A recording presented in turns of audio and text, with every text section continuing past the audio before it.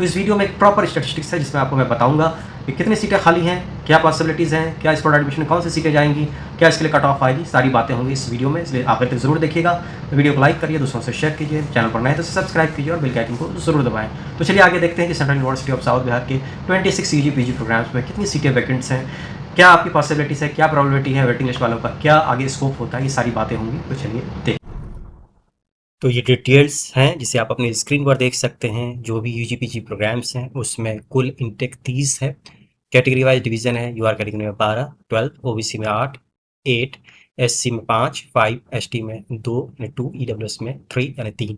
Bio informatics में जो आप पीले कलर में हाईलाइटेड देख रहे हैं 2 सीटें खाली हैं इस कैटेगरी में यूआर में। ओबीसी में 4 सीटें खाली हैं। एसटी में 1 सीट खाली है। वहीं बायोटेक्नोलॉजी की बात करें, यूजीपीजी बायोटेक्नोलॉजी, तो ओबीसी कैटेगरी में 1 सीट खाली है। एससी में 1 सीट खाली है।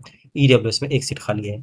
लाइफ साइंस में कोई भी सीट किसी भी कैटेगरी में खाली नहीं है। एनवायरमेंटल साइंस की बात करें तो ओबीसी में 5 सीटें खाली हैं। एससी में 1 सीट खाली है। एसटी में 2 सीट खाली है और ईडब्ल्यूएस में 1 सीट खाली है। कंप्यूटर साइंस की बात करें तो ओबीसी में 1 सीट खाली है और एसटी में 2 सीट खाली है। मैथमेटिक्स की बात करें तो एससी में 1 सीट खाली है, एसटी में 1 सीट खाली है।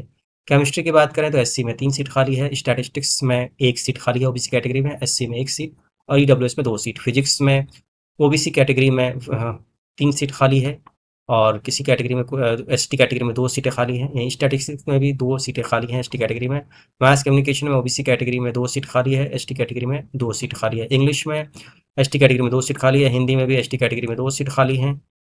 ज्योग्राफी में भी एसटी कैटेगरी में 2 सीटें खाली हैं। जियोलॉजी में यूआर कैटेगरी में 1 सीट, ओबीसी में 2 सीट और एसटी में 2 सीट, ईडब्ल्यूएस में 2 सीट खाली है। वहीं हिस्ट्री की बात करें तो एसटी कैटेगरी में 1 सीट खाली है। इकोनॉमिक्स में एसटी कैटेगरी में 2 और ईडब्ल्यूएस कैटेगरी में 1 सीट खाली है। Political science and international relations 2 सीटें खाली हैं, जैसा कि आप देख रहे हैं यहाँ पे एसटी एक कैटेगरी में यहाँ पर खाली नहीं है, फिल है। यहाँ पे गलती से टाइप हो गया है, यहाँ पे कोई सीट खाली नहीं है किसी भी कैटेगरी। पॉलिटिकल साइंस में, कॉमर्स में 1 सीट एसटी कैटेगरी में, साइकोलॉजी में एसटी कैटेगरी में 1 सीट खाली है। सोशियोलॉजी की बात करें तो एसटी कैटेगरी में 2 सीट, ईडब्ल्यूएस में 2 सीट। वहीं बीएससी ऑनर्स एग्रीकल्चर में ओबीसी कैटेगरी में 7 सीटें खाली है, बाकी सारी कैटेगरीज पूरी हो चुकी हैं।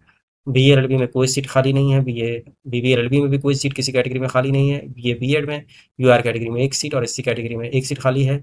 वहीं बीएससी बीएड में यूआर कैटेगरी में 6, ओबीसी में 3, एससी में 4 और ईडब्ल्यूएस में 1 सीट खाली है। तो ये स्टेटस है। और टी फार्मा में एससी कैटेगरी में 1 सीट और एसटी कैटेगरी में 4 सीट। इस शीट को आप दोबारा से देख सकते हैं, स्क्रीनशॉट रख सकते हैं ताकि आपको अंदाज़ा हो सके कि आगे जो स्पॉट एडमिशन होगा उसमें आपके कितने चांसेस बनते हैं। एक चीज़ और बता दूं कि इस लिस्ट को देखने के बाद ऐसा नहीं है कि ये लिस्ट फाइनल है, इसके बाद भी कई एडमिशन कैंसिलेशन होंगे, कुछ लोगों का कंफर्म होगा। तो ये सारी पॉसिबिलिटीज़ हैं।